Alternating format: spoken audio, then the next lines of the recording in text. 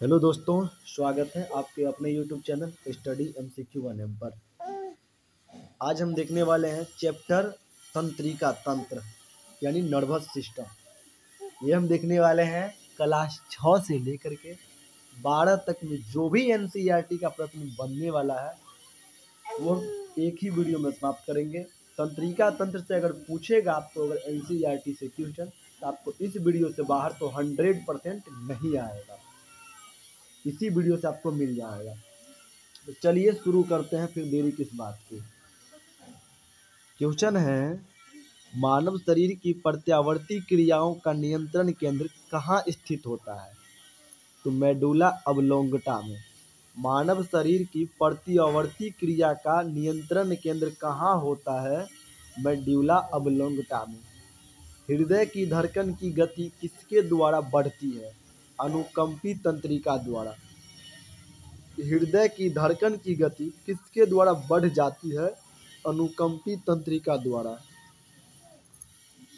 प्रेरक कौशल मस्तिष्क के कौन से भाग के साथ संबंधित है? ललाट भाग। प्रेरक कौशल मस्तिष्क के कौन से भाग के साथ संबंधित है? ललाट भाग। मानव के मस्तिष्क का सबसे बड़ा भाग कौन है? रुम्बेनासिफेलॉन। मानव के मस्तिष्क का सबसे बड़ा भाग है रुम्बेनासिफेलॉन। तंत्रिका तंत्र के अध्ययन को तंत्रिका विज्ञान कहा जाता है। तंत्रिका तंत्र के अध्ययन को तंत्रिका विज्ञान कहा जाता है। कम नींद आने के लिए किस चिकित्सा शब्दावली का प्रयोग होता है? अनिद्रा। कम नींद आने के लिए किस चिकित्सा शब्दावली का प्रयोग होता है? तो अनिद्रा। मस्तिष्क का कौन सा भाग गुरुत्वाकर्षण के विरुद्ध शरीर के समर्थन करता है? अंतराली केंद्रक। मस्तिष्क का कौन सा भाग गुरुत्वाकर्षण के विरुद्ध शरीर का समर्थन करता है? अंतराली केंद्रक। औसतन एक सामान्य मानव मस्तिष्क का भार कितना होता है? 1.36 kg। औसतन एक सामान्य मानव मस्तिष्क का भार कितना होता है? 1.36 kg। शरीर में प्रत्यावर्ती क्रियाओं का नियंत्रण एवं समन्वय कौन करता है? मेरुरज्जु। शरीर में प्रत्यावर्ती क्रियाओं का नियंत्रण एवं समन्वय कौन करता है? मेरुरज्जु। सेरेबलम पाल्सी का मस्तिष्क संबंधी विकार है जो सामान्यतः छोटे बच्चों में पाया जाता है। सेरेबलम पाल्सी का मस्तिष्क संबंधी विकार है जो सामान्यतः छोटे बच्चों में पाया जाता है। तंत्रिका तंत्र का विकास सर्वप्रथम किस जीव में माना जाता है? हाइड्रा में। तंत्रिका तंत्र का विकास सर्वप्रथम किस जीव में माना जाता है? तो हाइड्रा में। मनुष्य में कपालीय तंत्रिका की संख्या है 12 जोड़ी। मनुष्य में कपालीय तंत्रिकाओं की संख्या है 12 जोड़ी। मनुष्य में मेरु तंत्रिकाओं की संख्या है 31 जोड़ी। मनुष्य में मेरु तंत्रिकाओं की संख्या है 31 जोड़ी। मानव शरीर में भूख तथा तृप्ति मस्तिष्क के किस भाग द्वारा नियंत्रित होती है? हाइपोथैलेमस। मानव शरीर में भूख तथा तृप्ति मस्तिष्क के किस भाग द्वारा नियंत्रित होती है? हाइपोथैलेमस। डिस्लेक्सिया नामक बीमारी मानव शरीर के किस अंग से संबंधित है? मस्तिष्क। डिस्लेक्सिया नामक बीमारी मानव शरीर के किस अंग से संबंधित है? मस्तिष्क से। शरीर के अन्य सभी अंगों की तुलना में किस अंग को ऑक्सीजन की आवश्यकता सर्वाधिक होती है? मस्तिष्क को। शरीर के अन्य सभी अंगों की तुलना में किस अंग को ऑक्सीजन की आवश्यकता सर्वाधिक होती है? मस्तिष्क को। तंत्रिका ऊतक का प्रमुख कार्य क्या है? उत्तेजनाओं को प्राप्त करना तथा मेरुरज्जु व मस्तिष्क का आवेग भेजना। तंत्रिका ऊतक के प्रमुख कार्य क्या है? उत्तेजनाओं को प्राप्त करना तथा मेरुरज्जु व मस्तिष्क के आवेग को भेजना।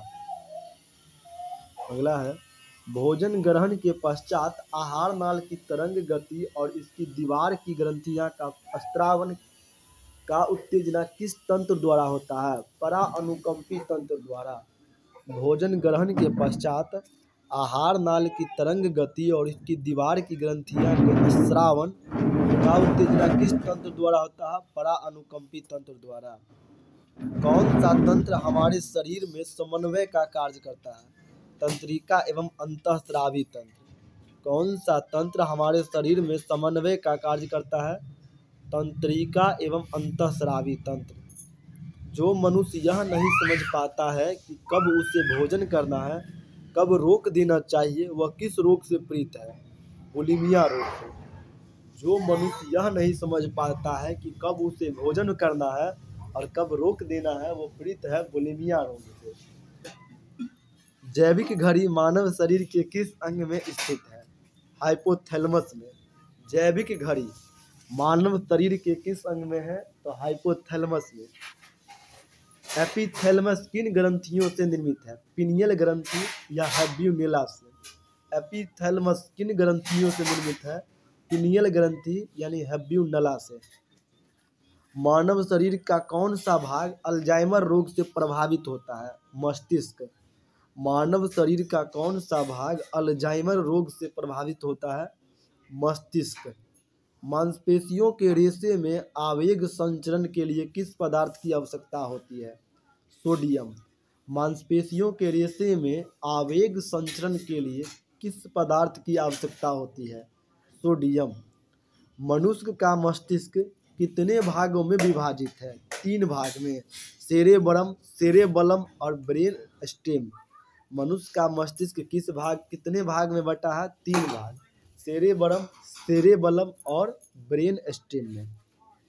न्यूरॉन का बाहर निकला हुआ लंबा भाग क्या कहलाता है? तंत्रिका अक्ष। न्यूरॉन का बाहर निकला हुआ लंबा भाग कहलाता है तंत्रिका अक्ष। तंत्रिका कोशिकाओं में तंत्रिका अक्ष के चारों ओर किस पदार्थ का आवरण पाया जाता है? मेलिन। तंत्रिका कोशिकाओं के तंत्रिका अक्ष के चारों ओर किस पदार्थ का आवरण पाया जाता है? मेलिन। सुई चुभने पर किस अंग में पीड़ा का अनुभव नहीं होगा? मस्तिष्क में। सुई चुभने पर किस अंग में पीड़ा का अनुभव नहीं होगा? मस्तिष्क में। मस्तिष्क में दर्द नहीं होगा। मानव के जन्म के पश्चात किस अंग में कोशिका विभाजन नहीं होता है? तंत्रिका तंत्र में। मानव के जन्म के पश्चात किस अंग में कोशिका विभाजन नहीं होता है? तंत्रिका कोशिका में। चिकित्सा उपकरण और उपयोग। सीटी स्कैन शरीर में असामान्यताओं के लिए। सीटी स्कैन शरीर में असामान्यता के लिए। इलेक्ट्रोकार्डियोग्राफ हृदय में विकार का पता लगाने के लिए। इलेक्ट्रोकार्डियोग्राफ हृदय में विकार का पता लगाने के लिए। ऑटो एनालाइजर जैव रासायनिक तत्वों की जांच में। ऑटो एनालाइजर जैव रासायनिक तत्वों के जांच में। पेसमेकर हृदय की गति नियंत्रित करने में। पेसमेकर हृदय की गति नियंत्रित करने में। मानव मस्तिष्क का कौन सा भाग वृद्धि, स्मृति और तर्क का केंद्र है? सेरिबरम। मानव मस्तिष्क का कौन सा भाग वृद्धि, स्मृति और तर्क का केंद्र है? सेरिबरम। 2 तंत्रिका कोशिकाओं को मिलन को क्या कहते हैं? सिनेप्स। 2 तंत्रिकाओं कोशिकाओं को मिलन को कहते हैं सिनेप्स। चलिए, तंत्रिका तंत्र यही समाप्त होती है। मिलेंगे हम अगली वीडियो में रक्त परिसंचरण के साथ, इसीलिए वीडियो में बने रहिएगा। इस वीडियो को यही समाप्ति करते हैं। जय हिंद, जय भारत।